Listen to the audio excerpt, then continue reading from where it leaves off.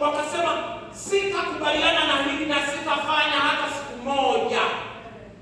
Yaani hao utawaona katika kona ambayo shetani amefunga. Wapo ambao shetani anasema wewe wacha wewe. Yaani wanakazana na wanasema fungu la Mungu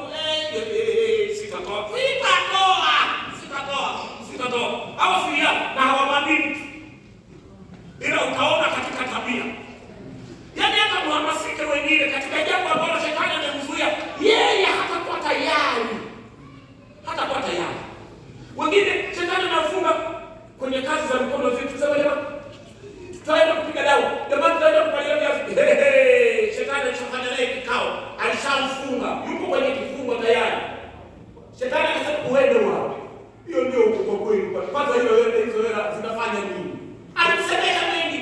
Na kama hakuji kumuona hata siku moja, yuko kwenye kifungo. Ila kupiga makofi mtapiga naye Yesu. Yesu ni Bwana, mtapiga naye. Vifungo shetani anafunga kwa namna.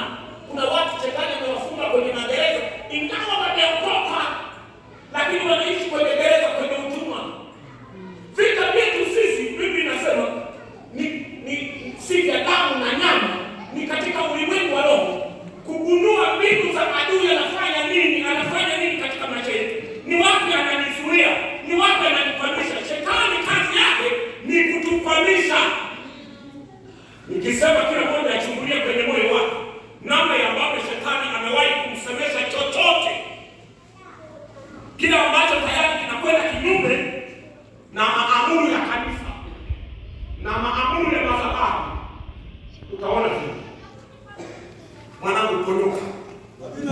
Mwanangu ponyoka. Mwanangu kaka ponyoka.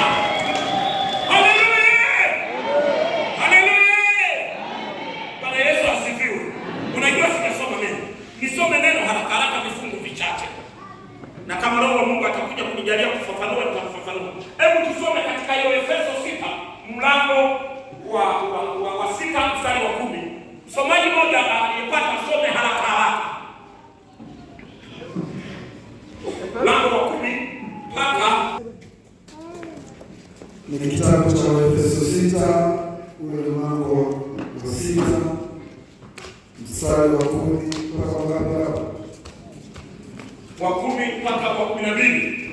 Wa 12 maandiko yametunzwa hivi: hatimaye mzidi kwa ulami katika Bwana na katika uweza wa nguvu zake.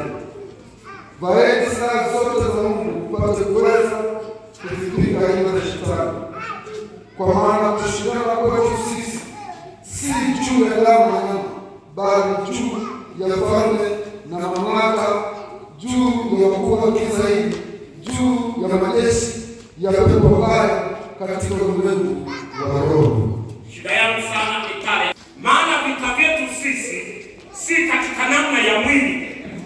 Maana kushindana kwetu sisi si katika namna ya vita vya damu na nyama vya kuchukua Mungu kumpiga mtu.